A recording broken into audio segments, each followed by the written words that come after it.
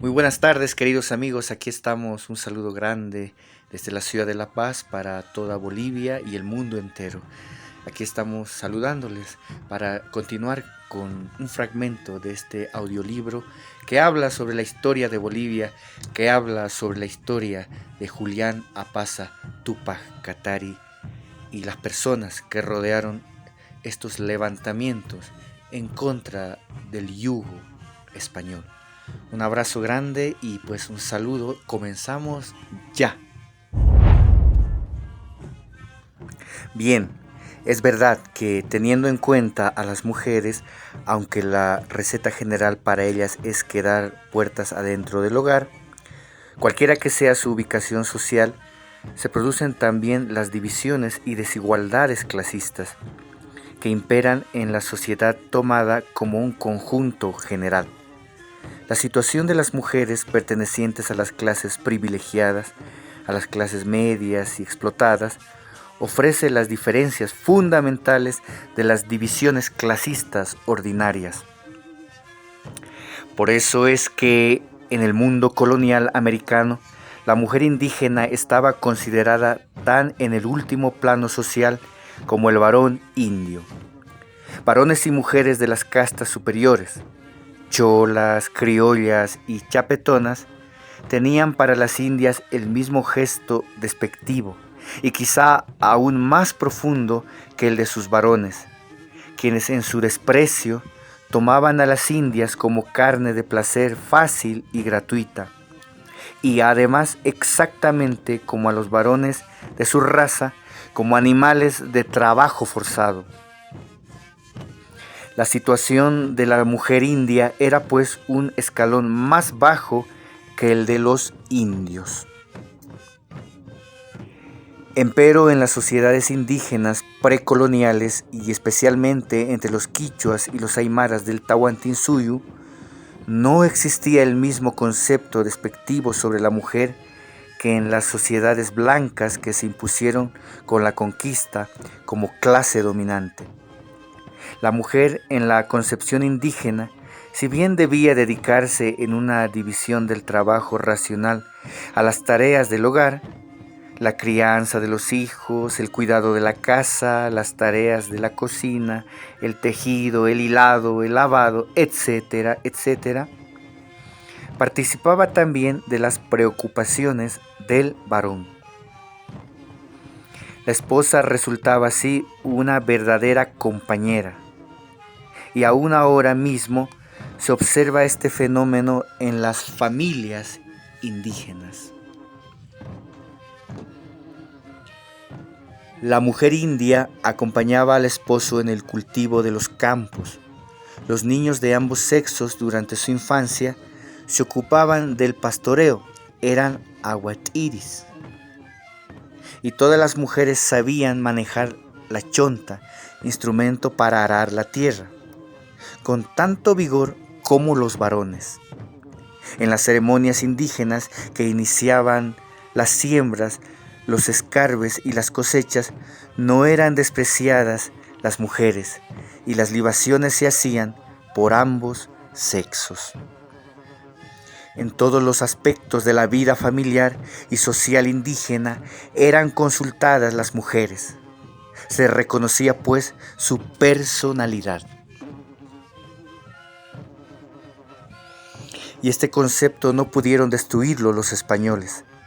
Al relegar a los indios a un mundo aparte, al trazar una línea de profunda separación de este sector social con los otros, los amos de ultramar determinaron que la sociedad indígena conservase mucho de sus antiguos sistemas, especialmente en lo referente a su mundo moral. Las mujeres, consideradas como verdaderas compañeras, tomaron parte activa en la lucha general. El brigadier Sebastián de Segurola, en sus campañas de pacificación después de roto el cerco de La Paz y derrotado y ajusticiado Túpac Katari, refiere que tanto en la región norte por Italaque y Carabuco, como en el sur por las regiones de Palca y Collana, al chocar con partidas insurgentes, comprobó que entre los combatientes indios había varones y mujeres, y que éstas se batían con gran coraje y morían con asombroso heroísmo. Esta es una de las referencias muy interesantes que demuestran cómo la mujer indígena era considerada en igualdad de condiciones con el varón y que las tareas de la guerra para aquella no eran reputadas como una carga sobrehumana. Si los indios reconocían a sus mujeres el derecho de ser soldados, quiere decir que toda su concepción acerca del papel social de la mujer era completamente distinta a la de sus dominadores blancos o blancoides, y que las indias dentro de la sociedad indígena tenían muchos más derechos, los del varón, que las chapetonas, criollas o mestizas. A este rango de mujeres perteneció la compañera de Juliana Pasa.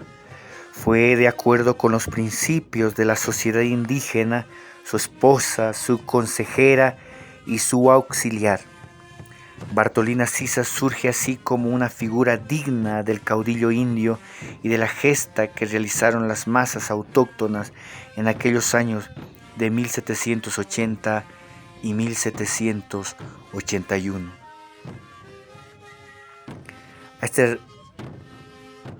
El presbítero Nicanor Aranzáez y fray Matías de la Borda, en su informe al comandante militar de La Paz, aseguran que Bartolina Sisa era una chola, y el último calcula su edad en unos 26 años.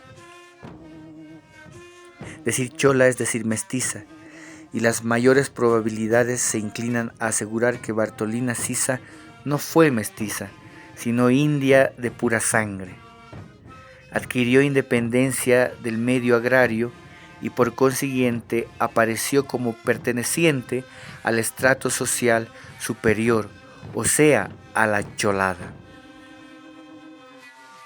En el mestizaje, la chola es expresión de autonomía. La criolla y la chapetona estaban sujetas a las decisiones de sus esposos o de sus padres.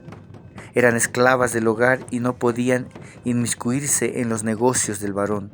Debían cuidar y criar sus hijos y atender las ocupaciones domésticas durante toda su existencia. Su instrucción era peculiar para ejecutar esas tareas, pero la chola mestiza, distinta en la vestimenta a la señorita criolla o española, heredó y superó la situación de la India.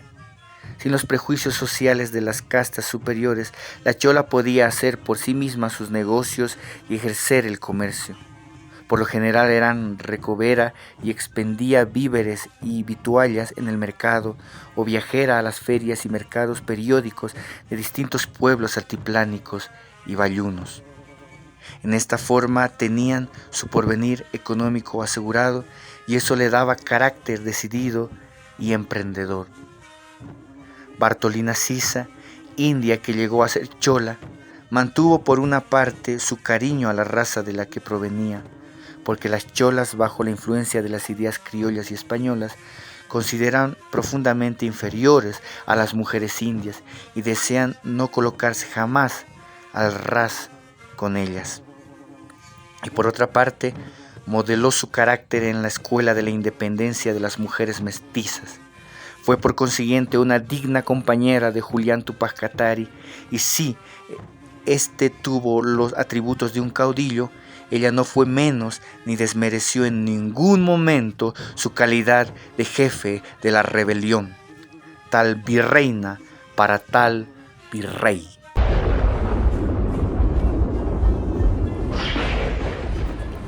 Muy bien, queridos amigos, así llegamos al final de este pequeño momento en la historia boliviana, en la historia de Julián Apaza Túpac Katari, y en este caso hablando de su compañera y también luchadora, Bartolina Sisa. Será pues hasta una próxima oportunidad a través de Radio de los Andes desde la ciudad de La Paz, Bolivia. Les habla su servidor, José Luis Calcina Yuquimia. Un abrazo fraterno y Hayaya Tupac Katari.